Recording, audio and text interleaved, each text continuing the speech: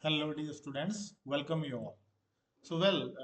In today's lecture, we are going to discuss the next application of Maxwell thermodynamic relations, right? And it is stretching of a thin film, right? Stretching of a thin film, right? Let's consider a thin film. Let this is a thin film, like a thin film of a soap bubble. Clear? Let me apply surface tension on this thin film. Clear? Uh, Sigma is the surface tension. Clear? That is applied on this thin film of a soap bubble. Now, when we applied surface tension on this thin film, obviously this thin film will get stretched, right? So let dA is the change in the area of this thin film when we have applied surface tension sigma on this thin film, right? So the amount of work done, dW is equal to sigma into dA.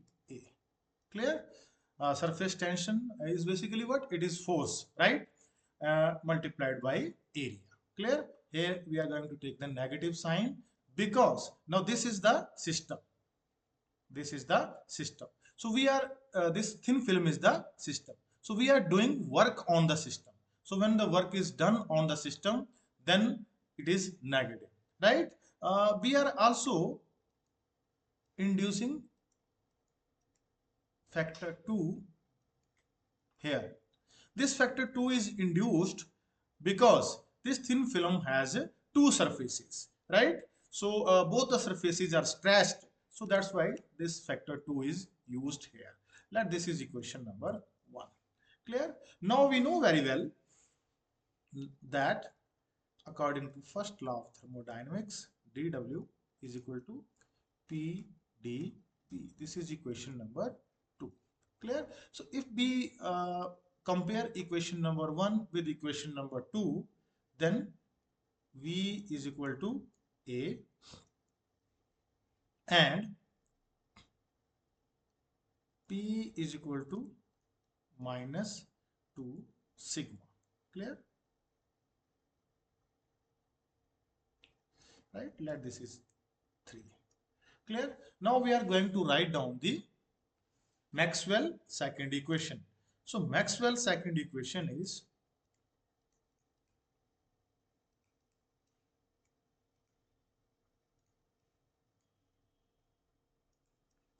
we know it is curly S upon curly B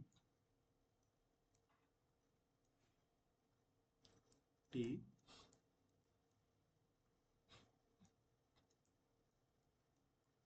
curly P upon curly T, it is B. Clear? Let it is equation number 4. So now replacing P with minus 2 sigma and V with A in equation number 4, right? So what we will get? Curly, it will become curly S upon curly A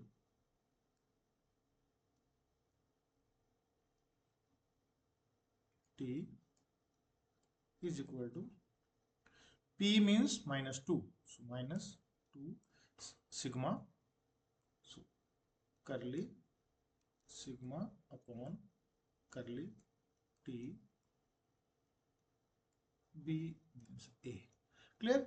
Let this is equation number 5. Right.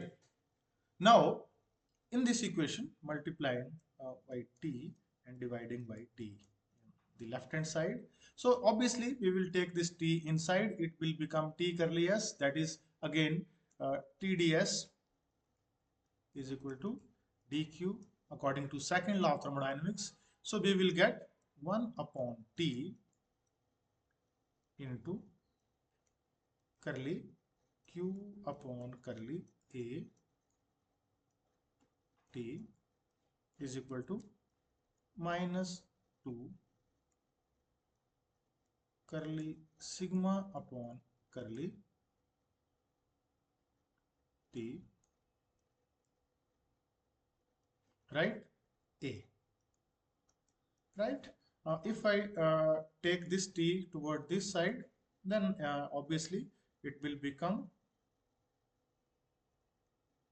curly Q upon curly A at constant temperature, that is equal to minus 2T curly sigma upon curly T A. Clear? This is equation number 6, right? Here, now in this equation 6, I can write it in the simple form, that is curly Q or dq is equal to minus 2T curly sigma upon curly T A into curly A, right? Or I can write here in place of this curly Q and curly A, I can simply write delta. For better understanding, I can write delta here. It becomes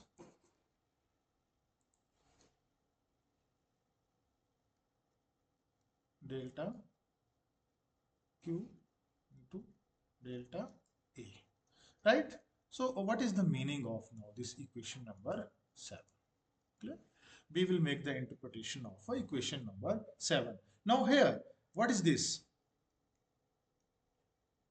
Curly sigma upon curly T, change in surface tension with respect to change in temperature. So we know that in case of thin film of soap, the surface tension decrease with increase in temperature, right?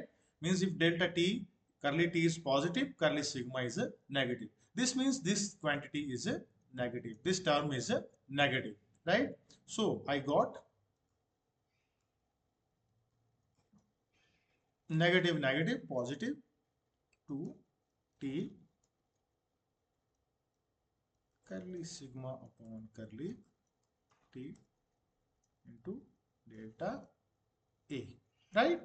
So this is equation number, like this is equation number 8, right? So it means this is always a positive, right? Now, what does it means? It means heat must be supplied. Delta Q is positive means heat must be added to the system in order to increase the area. Clear? Stretch the thin film. Clear?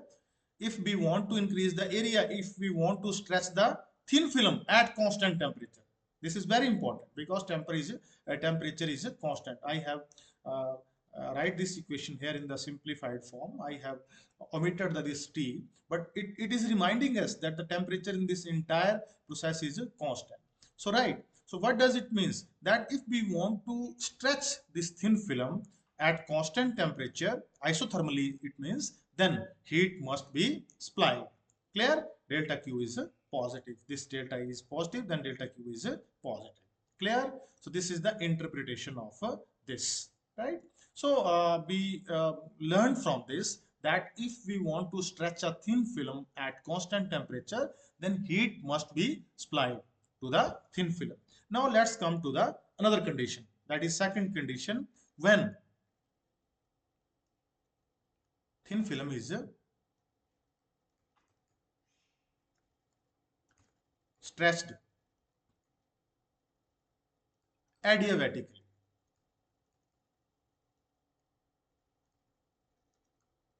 What does it mean? It means now we are not supplying heat. Clear? So when the thin film is stretched adiabatically, it means obviously the temperature dt of the thin film will fall, because now we are not going to supply any heat to the thin film.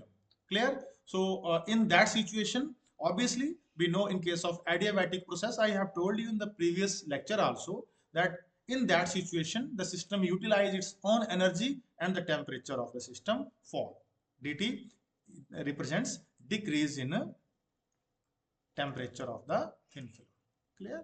So how much temperature will decrease? We know the relation m c p into dt, this amount of dq, sorry, this amount of heat energy that uh, that was needed, clear, for this process. Clear?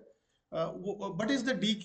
Dq is here representing the amount of heat energy that must be required, clear, in order to stretch the thin film adiabatically. But we are not supplying this heat. So what the system is doing? The system is utilizing its own energy, right? Here, what is M? M is the mass of the thin film. What is Cp? Cp is the specific heat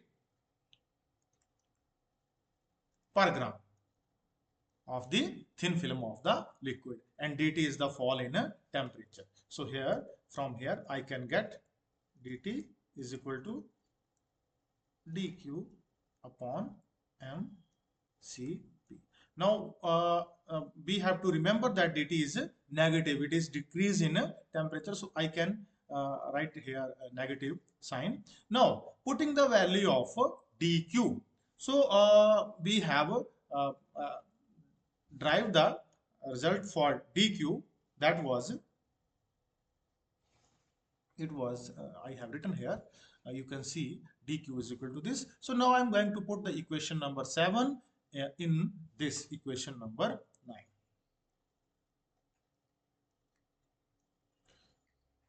right? Equation number 9, I converted into g. This is equation number 9 actually. I have wrote it as g, so it is equation number 9. Clear? So putting the value of dq, so dq was minus 2t, so dt is equal to minus, now dq is equal to minus 2t into curly sigma upon curly t a,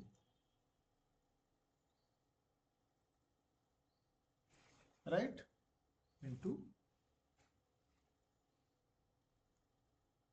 delta a upon mcp. This is equation number 10. So what I did, I simply put the value of dq, right, from here, delta q, this value in equation number 9. So then I got this equation. Now in this equation, negative negative got cancelled, so I got 2t upon mcp into curly sigma upon curly t into delta a. Clear? Uh, so we know very well that this term is a negative. Clear? For the case of a thin film. So it means dt is a negative term when dA is positive. dA is positive means if the area of the thin film increase, means the thin film is stretched adiabatically. In that case, dt is negative means the temperature of the thin film will decrease. So this was the case when the thin film is stretched adiabatically, means we have not supplied this amount of heat to the thin film. So this amount of heat energy was taken from the internal energy of the thin film, so the temperature of the thin film will decrease. It is proved from this equation, right, that the temperature of the thin film will decrease. So this was the next application of Maxwell thermodynamic relation. This application was related to the stretching of the thin film. Clear? And here we have taken the case of the thin film of a soap bubble, right? Right. So we took two cases. In the first case, the thin film was stretched isothermally, that the temperature of the thin film was constant. And in second situation, we took the case when the thin film is stretched adiabatically, right? So this is the complete description of this entire phenomena, right? So thank you very much.